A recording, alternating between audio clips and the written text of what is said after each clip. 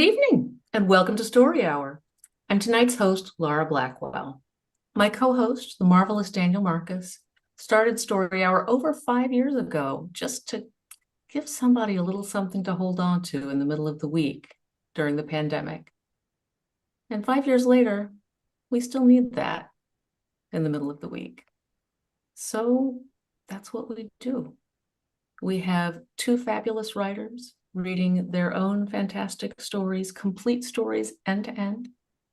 And this week's writers are Wole Talabi, a favorite, and your upcoming favorite, R.J. Taylor.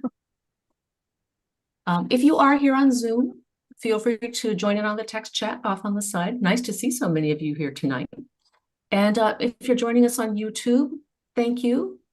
Please enjoy stories without the pressures of socialization, as so many of us do.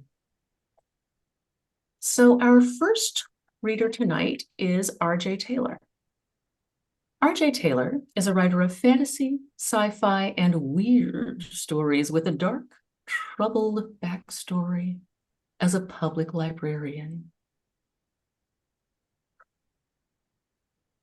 She lives in the Boston area and is a graduate of Emerson College MFA program. Her short fiction has appeared in Apex, FNSF. I know she wrote out the magazine of fantasy and science fiction, but it's so hard not to just say FNSF. Sorry. And Clark's World. You can find her on Blue Sky at rjtaylor.bsky.social or find updates at www.rjtaylorauthor.com. RJ, welcome to Story Hour. Thank you so much for having me. So excited. We are so happy to have you tonight. Thank you for joining us. So I understand you've got a story for us, but do you have content warnings for that story? I do. There's nothing graphic in it, but it does concern themes of aging and death, especially. So if that's something that you're feeling sensitive about right now, just to warn you. I appreciate your saying that. I'm not feeling any more sensitive about it than I am on any random Wednesday. So please, the floor is yours. Thank you. This is called Upgrade Day. It was in Clark's World a couple of years ago. And yeah, I don't think I have anything else to say about it, except this is Upgrade Day.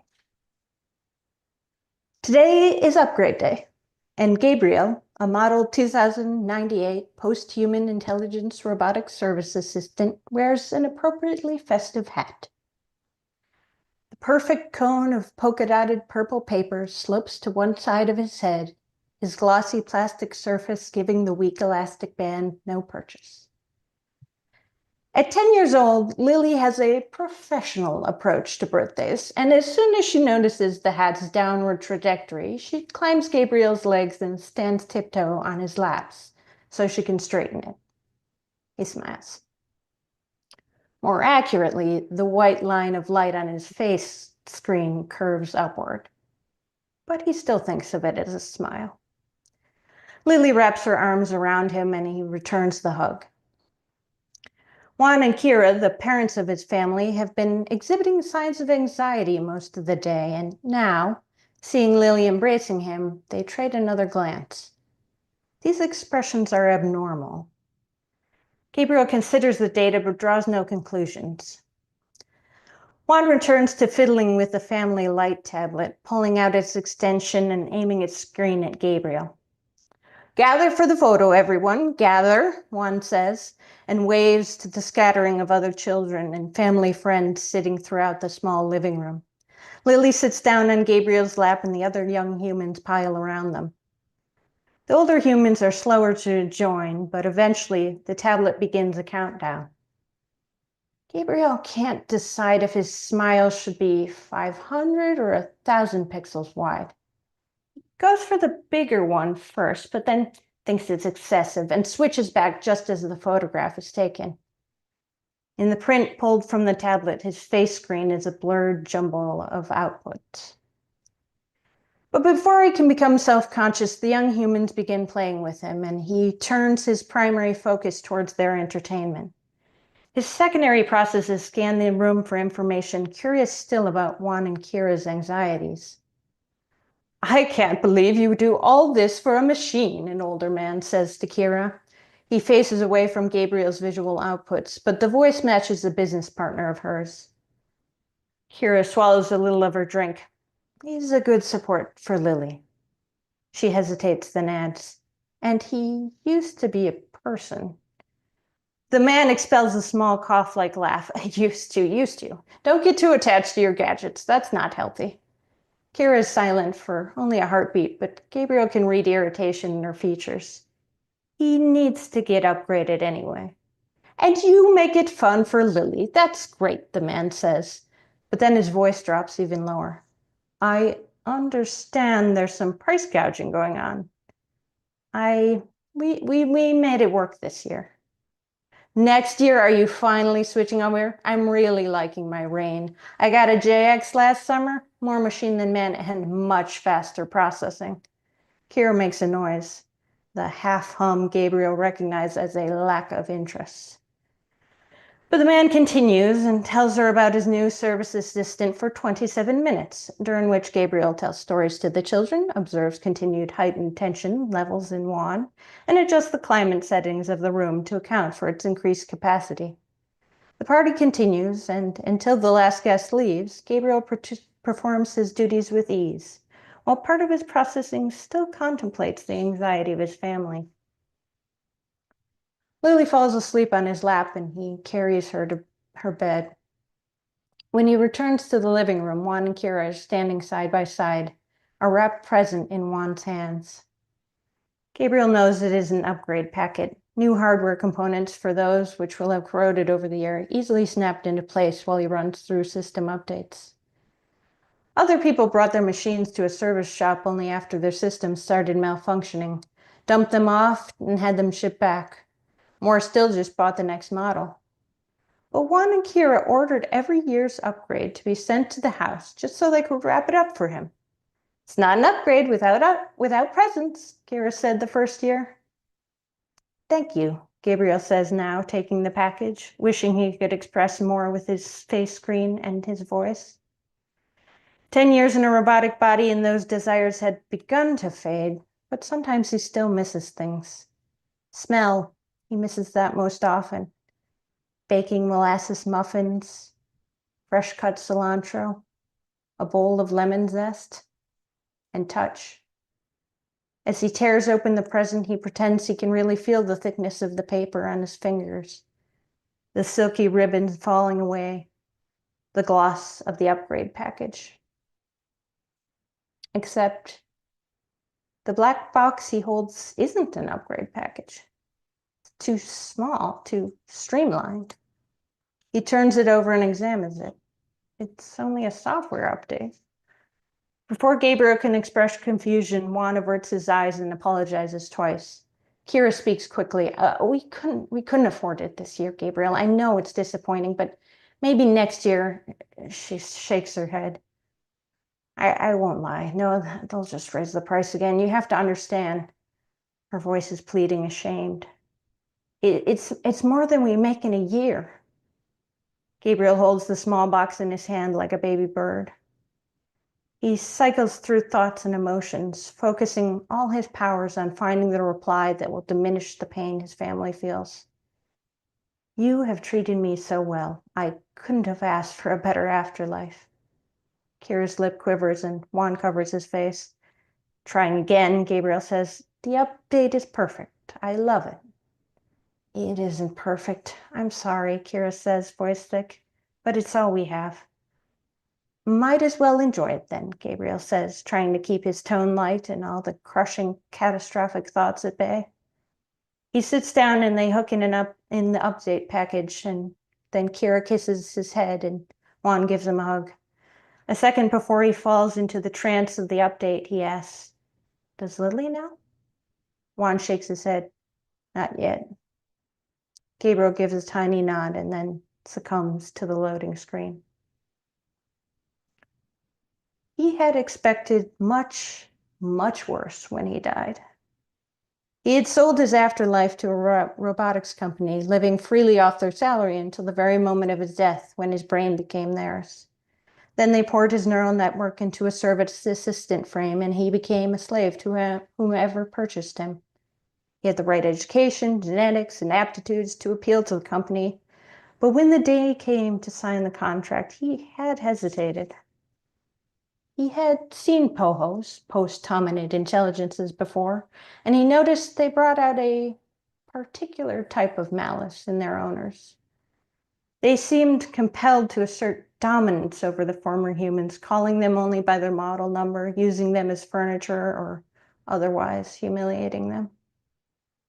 Aside from being cheaper and easier to acquire, the preformed networks of a human mind had also become more consumer palatable than the generated intelligences involved in the AI incidents of the 60s.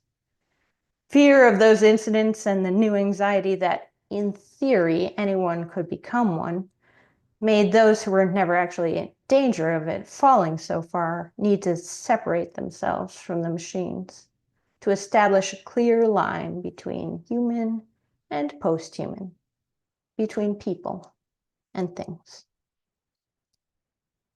Gabriel had wanted to be a chef, though, to cook the most delicious food the world had ever tasted. He wanted to invent dishes, to name them. So 100 years later, across the world, someone would order a lemon Gabriel. And a trivia-obsessed friend of theirs would point out that that fluffy mess of deliciousness they were about to consume was actually named after someone named Gabriel. And that future person would roll their eyes at their friend and dig in with abandon. After he'd gone through culinary school, though, he had had 6-digit debt and walked as his friends worked until 2 in the morning every night, just trying to stay afloat, having a hit or a drink to ease the total exhaustion. He didn't want his life to look like that.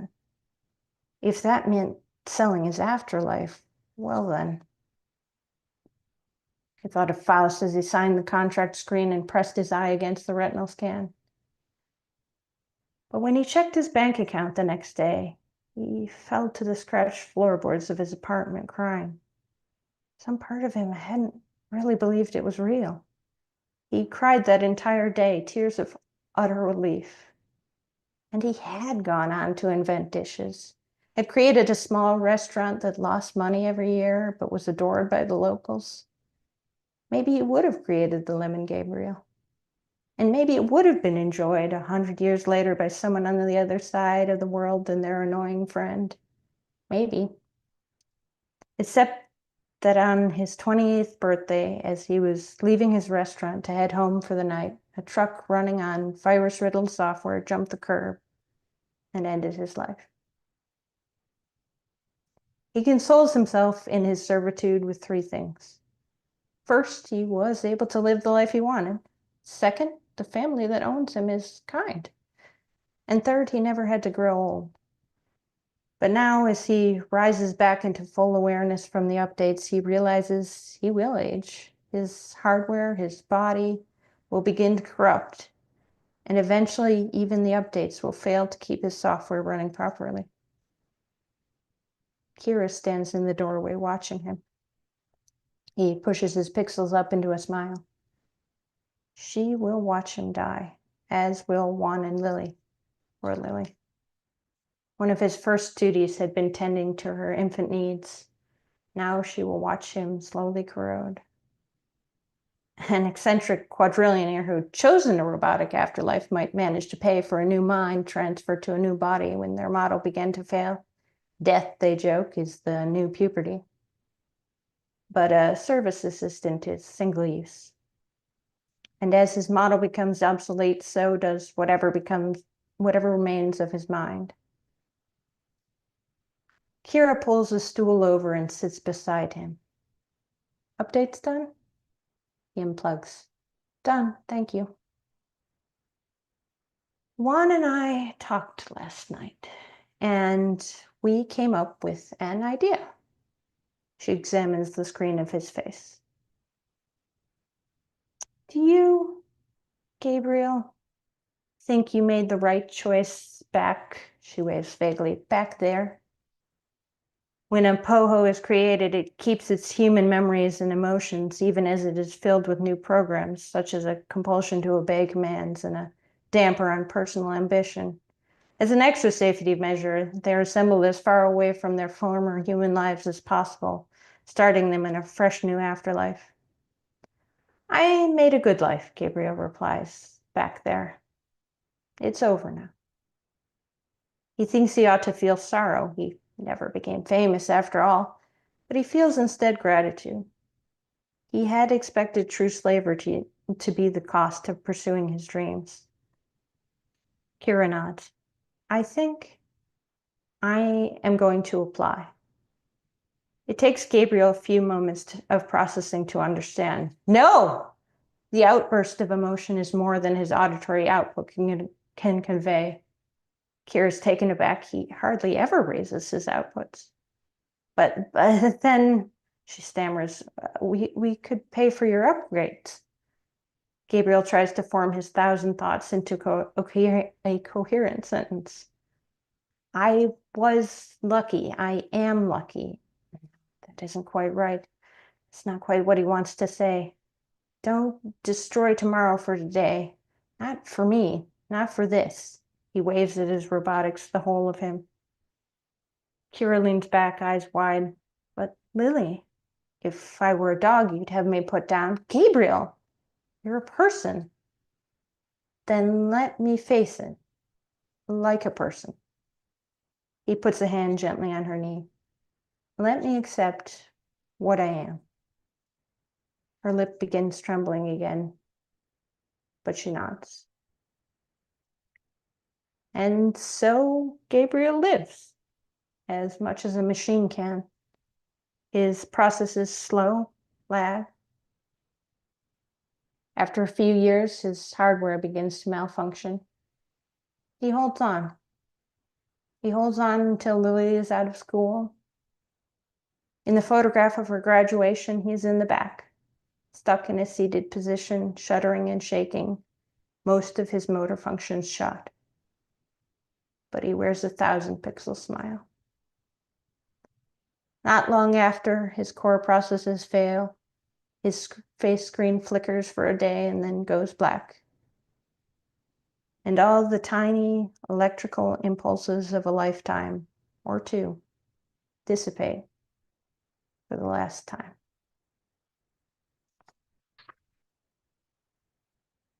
That's it. Thank you so much. It's funny. I read this story before, but hearing you read it, it hit me that the word people used to use for human was mortal. Hmm. And that's such a big part of this story in Gabriel's life, that mortality is part of being human. Yeah. What it means to be a person. Yeah, part of it. Yeah. It's both very complicated and very simple to be a human. Agree.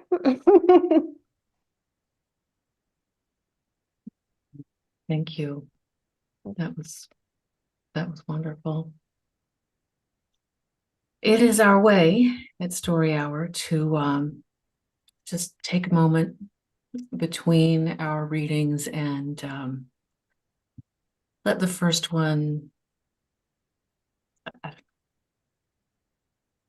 integrate into our programming or seep into our pores or however we absorb stories. I think they do become part of us, though, just like food or anything else we ingest. I like to take a breath as that transition,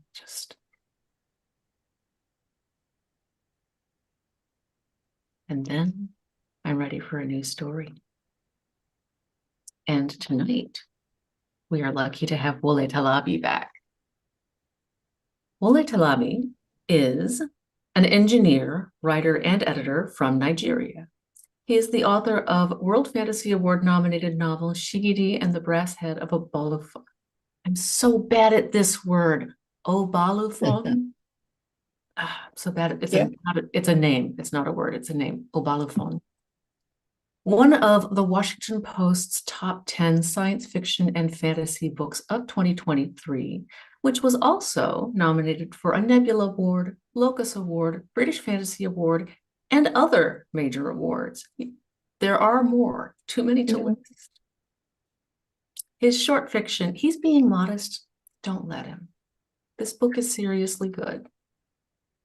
His short fiction has appeared in places like Asimov's Science Fiction, Lightspeed Magazine, the Africa Risen anthology, and is collected in the books Convergence Problems in 2024 and Incomplete Solutions in 2019. I feel like I need another breath before getting to the rest of his bio. So much going on. He has also been a finalist for the Hugo, BSFA, and Crawford Awards, as well as the Kane Prize for African Writing. He has won the Namo Award for African Speculative Fiction and the Sidewise Award for Alternate History. And that was with the story that you read for us before. Yes. Wonderful. That makes me feel good. He has edited 5 anthologies, including the acclaimed African Futurism, an anthology in 2020, and Mother Sound, the Sauti-verse anthology in 2023. Lots of interesting stuff attached to that too. He likes scuba diving, elegant equations, and oddly shaped things. He currently lives and works in Australia. Find him at wtalabi.wordpress.com and at wtalabi, with the @ his handle everywhere online. Well, welcome back. Thank you very much. Thank you for the introduction. And I should apologize to you because I deliberately designed the title of my first novel to be difficult for non-Nigerians to pronounce. So it's working as intended. That's by design. That's fair. That is fair. Yeah. And I guess I lived down to expectations on that. Sure. Hey, look, it's a tricky word, fun names, but I really wanted to have the names in the title. I could have chosen something easier, like, God Heist was an alternate title, but I was like, nah, Shigidi and the Brass Head of Obalufon is more fun. I could say it well enough to be understood on a second try. I just trip over it sometimes, and it is important.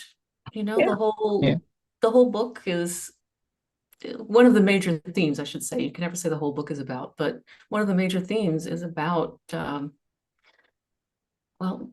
cultural appropriation. And, I have the right to admire the work, but that doesn't mean that I get it at the same level.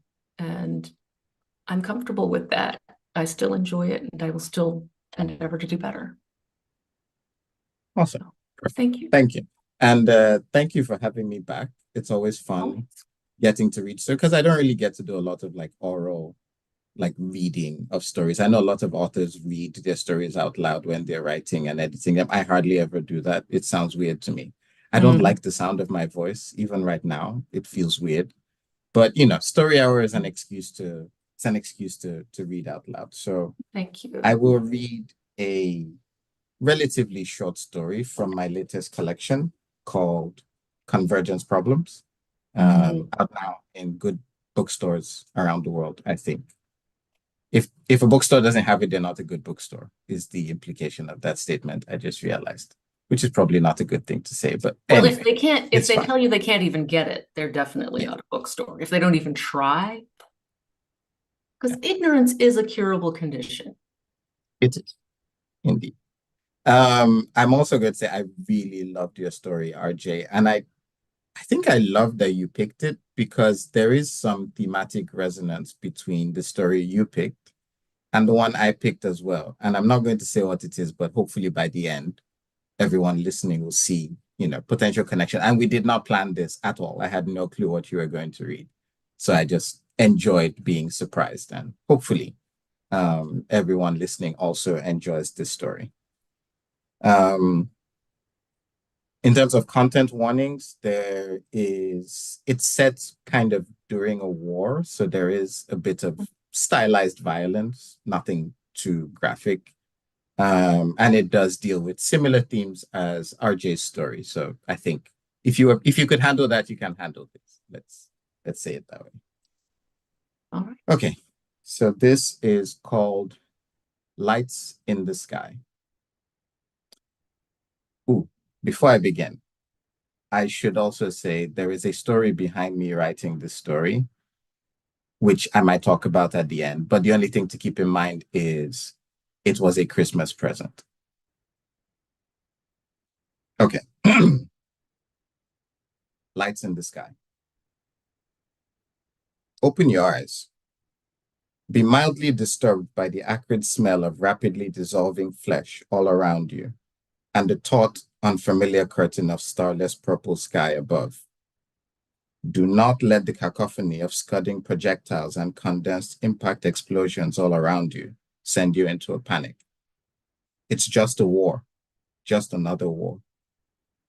Remember why you are here, why you are supine on the gently arcuate metacrystal terrain of this alien world, your legs splayed out carelessly like the branches of a felled tree. Remember, your name is Chinonso Kalu, and that you're an Ectremoy commando with the 21st Infantry of the United Earth Federation. Remember that a few seconds ago you were knocked unconscious by the shockwave from a detonating Triton 3 grenade. Become painfully aware of the brutal rhythmic ringing in your ears. Jingle bells, jingle bells. Do not panic. Be glad you are not caught inside the condensed pressure and nanobot burst's kill radius. Be even gladder that you can remember something, anything, despite the impact of the explosion forcing your brain to bounce against your new steel skull, so hard enough that it knocked you out. For how long? You don't know. You can't be sure. Seconds, minutes, it doesn't matter. Adjust your visor and initiate a scan of your vitals. Process the data that your exoskeleton's AI is feeding your brain through the router in your cerebral cortex. Request a visual summary. Try to ignore the brief static burst, carrying a distorted image of your daughter in a yellow frock and Bantu knots dancing around an old, sparsely decorated Christmas tree with a peeling silver cross atop it that flashes across your visor. Log the most important scan data as it scrolls past your eyes in a flurry. Armor integrity, 43.2%. Blood pressure, 144/91. Core temperature, 39 degrees Celsius. Oxygen tank reserves, 62.6%. Ammunition available, 53.7%. Acknowledge that your ammunition stock is sufficient, and you still have 4 of your Triton 3 grenades. Good. You will need the grenades. You will need the ammo. You will need all of it. Now get up. This is war. Start running and dynamically adjust your path as you observe the terrain, searching for cover. A smoldering tank. No. Possible undetonated incendiaries. Something akin to a tree. No. Unfamiliar trunk strength. A rude crystalline outcrop jutting out of the ground. Good. Extruded rock formations should have similar reliability to the surface material, which is solid enough here. This is cover. Plaster your back to its smooth, hard surface just in time to evade a bright red plasma missile with vicious intentions. Watch it ride the thin atmosphere until it crashes impotently into the monolithic Hellfire 8 infantry transport vehicle. Watch the static across your visor transform the Hellfire 8 into a lighthouse, a concrete sanctuary that you are rapidly approaching on an overcrowded boat full of hungry, thin, cold, tired, and desperate people just like you and your daughter.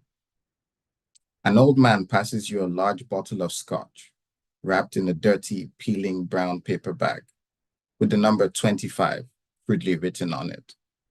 He manages a hopeful smile as he reminds you that it is Jesus' birthday today and wishes you a Merry Christmas. You smile back and blink the Hellfire 8 back into reality. Glance over the edge of the outcrop and take in the swath of open glassy ground that lays between you and the main Chironite defense turret that is delivering swift, painful death to the overwhelming majority of the slowly advancing UEF formation behind you. Enable distance estimation on your visor and register the 106.3 meters between your position and the turret. Look left, following the flash of light that grazes the edge of your vision, just in time to see a survivor of the previous UEF advance flop onto his belly at the edge of a bizarrely thick and angular hyaline brush. Scan his details. Log vital statistics and supplies. He has 2 programmable plasma grenades confirmed in his weapon. Warm, brown eyes that are pleading desperately with you not to leave her alone in this strange place, because the passport and the money and even the quality of life mean nothing if she does not have you. And 21% of his ammo load remaining. Send him a direct message on the secure short-range comms channel. Lance Corporal Kalu of the 21st Egdromoy requesting cover fire. He responds, Lao Chen, 42nd. What's your play, Kalu? He asks. Reduce your plan to a concise set of actions and inform him of his part in them. Tell him that you are going to charge the main defense turret to detonate the Triton 3 and clear troop advance. You require 5.5 meter proximity, and you need suppression fire to create an 8-second window. Listen to his response. You things can run that fast? Inform him that you can. Register his contemptuous tone and his choice for descriptor for you. Thing. Ignore it. You have no need for Lao Chen's prejudices. You only need his cover fire, administered effectively and efficiently. Tell Chen to fully unload his ammo at a concentrated point on your signal. Send him the coordinates. Wonder if you will ever spend another Christmas with your daughter as you wait for the tide of whizzing and banging and booming and screaming to ebb. Watch the explosions decorate the alien terrain like so many shiny Christmas ornaments on a glass tree. Let the heat and the death and the noise all around remind you of the insurgency that forced you to flee your home in Kano, of the insurgency that grew to become a war, of the war that took a wife from you and a mother from your daughter. Christmas only ever comes once a year, but there's always a war somewhere. When the tide subsides, send the signal to Chen and break out from behind the rock, beelining for the turret position in giant strides powered by your exoskeleton. Watch the faint yellow energy membrane in front of the turret ripple and vibrate violently ahead of you as Chen's fire pounds into the repulsion field relentlessly, blinding it to your advance. Accelerate. Tense. Veer off path as much as you can without losing speed to evade the mistimed plasma missile hurtling its way toward you. Watch it arc and seize before exploding mid-air just behind you, with a spectacular sound like a star screaming to announce the birth of a king. Ding dong merrily on high. Brace. Take the impact on the concentrated interlocking plates that line your exoskeleton's back. Stagger forward. Stumble. Do not fall. Do not fucking fall. Regain your balance. Correct your path. Keep running. Ignore the fact that you can hear nothing now but a high, winding whine. Hark, the herald angels sing. Realize now that you are almost at the turret and there is no more suppression fire, So Lao Chen is either dead or out of ammo. Realize that it is now or never.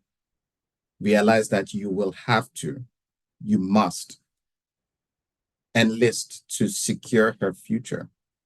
The UEF will make her a citizen and take care of her, protect her in all the ways you will never be able to. And they will give her a life she deserves, where bright lights in the sky do not always mean that death is coming. Make your move. Let the AI calculate the nearest angle and point of approach to minimize probability of impact damage. Display the results on your visor. Hug her tight and tell her it is the only way. Lie to her that you will be back before next Christmas, because it is just a war, only another war. And align your steps with the harsh red dashes of the AI's calculated path. Raise your weapon. Step into range. Launch the grenade on a low trajectory, allowing it to transit the open, pellucid ground and arrive with just enough energy to attach itself onto the base of the turret and shimmer once. Bank left. Hard. Dive onto the ground, pressing your body to the alien world and hugging it desperately like you are gravity made flesh as the turret enfolds in a bubble of broken pressure, vicious nanobots consuming everything caught within. And hear her cry out for her daddy, daddy, please, in the deafening roar of the explosion that turns the turret into a bright, shimmering Christmas tree of death against the alien sky. Feel it lift you up and throw you several feet in the air, like you are nothing but the doll you gave your daughter 14 Christmases ago. Crash to the ground rudely and succumb to the darkness that once more caresses your consciousness. Welcome the silence. Welcome the darkness. Welcome the silent night of you. Open your eyes. Be disturbed by the acrid smell of rapidly dissolving flesh and metal around you, and the crystalline terrain of the alien world beneath you. Catch your reflection in it and wonder briefly why the image you see has a steel mask for a face and two bright neon red orbs for eyes. Remember suddenly why you are here. Remember that it has been 14 Christmases since they bonded your mind and body to this suit, to this war machine. Remember that it has been 14 Earth years since you tasted good scotch, ate hot jollof rice, kissed your daughter's forehead. Remember the sacrifice of the flesh. Take in the cacophony of scudding projectiles and condensed impact explosions all around you. And through it all, remember her.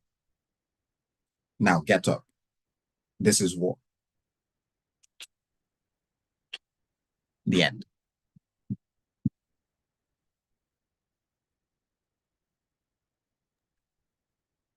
Yes, there's definitely some resonance there. My goodness. How beautiful. Sometimes the stories break my heart, but I like it when I feel like the stories break my heart and give back the pieces so we can all build back stronger. Thank you very much, Wole. That was amazing. Yeah, thank you. I'm I gonna, really like that story. So I'm glad I got a chance to read it out loud.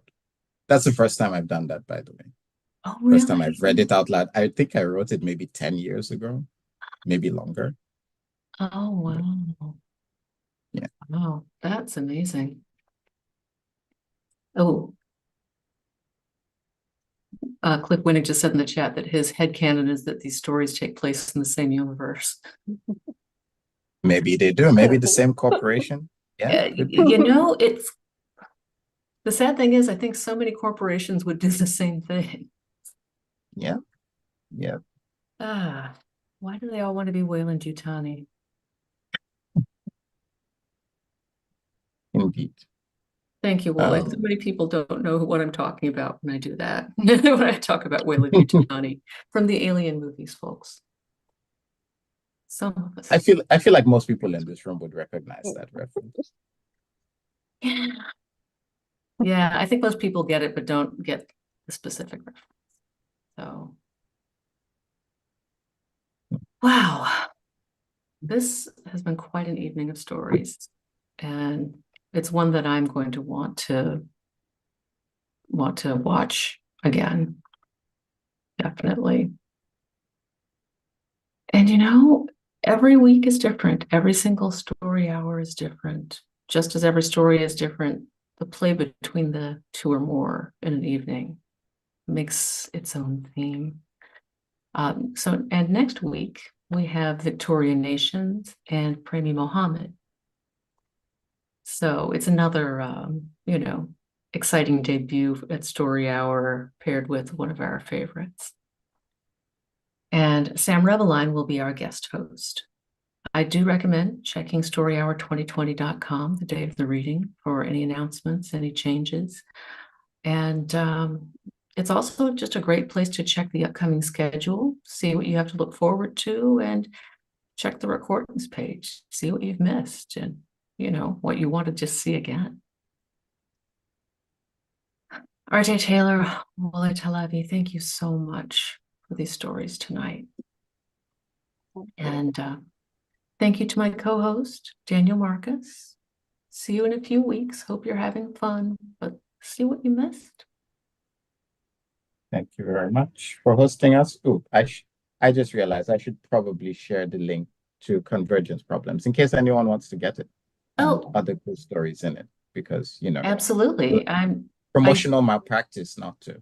I meant to drop that in, but sometimes I get a little caught up in stories. I'll make sure it goes into the show notes though, so everyone who watches on YouTube can see it later. So thank you again for your stories, and all of you here in Zoom tonight having this lively, enthusiastic chat about the stories. Thank you for being here. All of you watching on YouTube in your silence, but enjoying the stories. I respect and appreciate you too. And all of you watching at some point in the future, thank you. As long as we all enjoy these stories together, we really are here in the same story hour. Good night.